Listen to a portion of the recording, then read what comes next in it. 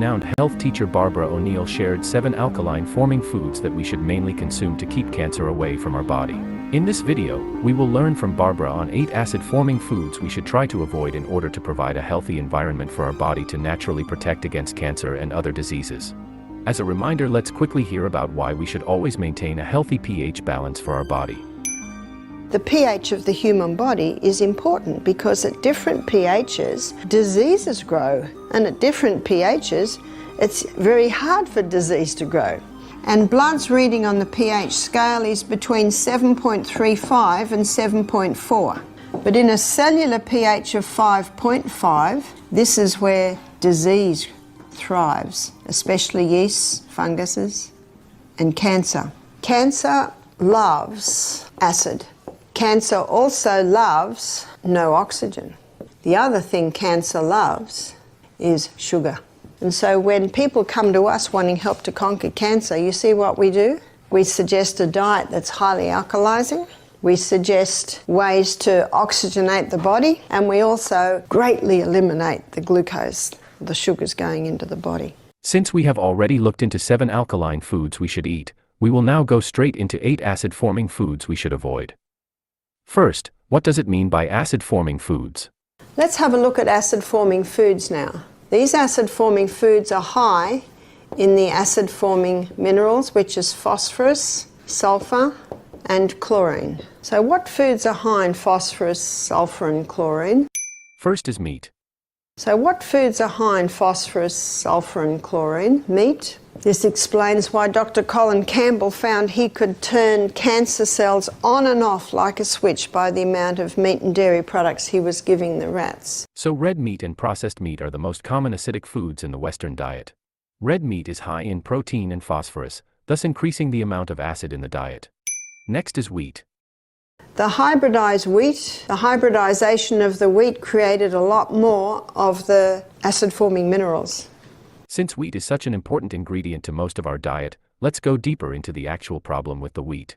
The original wheat that God made is called Enkenhorn, or some call it just Enkhorn. And that original wheat had a very fragile protein or gluten structure. It is not sure when, but they estimate a couple of 1,000 years ago, Enkenhorn did a wild hybrid with a field grass and came up with the Emma strain of wheat. Its structure, its protein or gluten structure is not as fragile, but it's still fairly fragile. And in the 1950s, it was the Emma strain of wheat that was put through intensive crossbreeding. And it came up with the hybridized wheat that we know today. That hybridization of the wheat created an incredibly complex gluten or protein structure.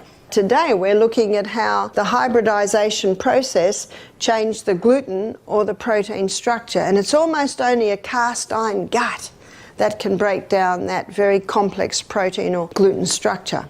That explains why so many people are gluten intolerant today. By the 1990s, every pasta, every pizza, every biscuit, cake, cookie, donut, cereal, bread, it's all made out of the hybridized wheat. You see, the farmers love it, and I don't blame them for loving it because they get 6 times more grain per acre.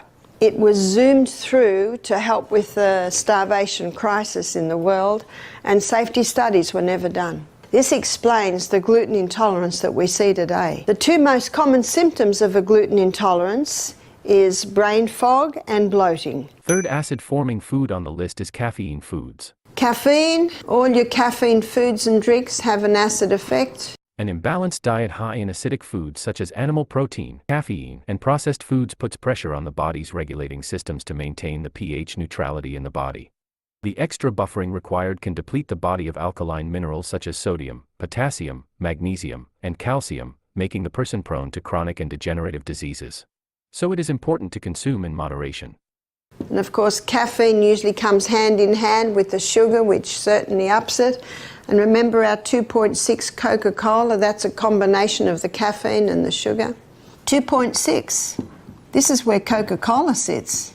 It's a killer, it's toxic. So next, you wouldn't be surprised to find refined sugar is on our list. Refined sugar, it's very acid forming. While sugar in itself is completely pH neutral at pH 7, sugar is considered an acid-forming food because of how it affects the body's pH balance during metabolism.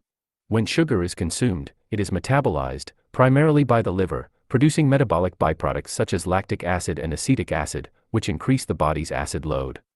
Additionally, sugar metabolism depletes alkaline minerals like calcium, magnesium, and potassium, which are essential for buffering and neutralizing acids.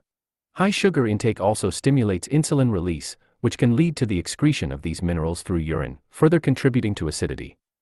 Moreover, sugar alters the gut microbiome by promoting the growth of acid-producing bacteria, adding to the acid burden. Finally, sugar-induced inflammation produces acidic byproducts, exacerbating the overall acidic environment in the body. Surprising food you find on the list is aged cheese. Aged cheese? What's the blue in the blue vein cheese? The blue in the blue vein cheese is mould. So the only cheeses that don't sit under that category, the cheeses that have probably a pH of 7 would be your fresh. So that's your cottage, your ricotta. I'm not saying that they are okay, because usually they come from cows who have not been fed right or have chemicals in them. Dairy products are generally considered to be acid-forming foods. This classification is based on the concept of potential renal acid load, PRAL, which measures the acid or alkaline effect of food on the body after digestion and metabolism. Foods that are high in protein and phosphorus, such as dairy products, tend to be acid-forming. When these foods are metabolized, they produce acidic compounds that must be neutralized or excreted by the body. This can lead to a higher acid load on the kidneys. Here are a few examples of how common dairy products are classified in terms of their acid-forming potential. Milk, slightly acid-forming. Cheese, moderately to strongly acid-forming, depending on the type. Yogurt, slightly acid-forming.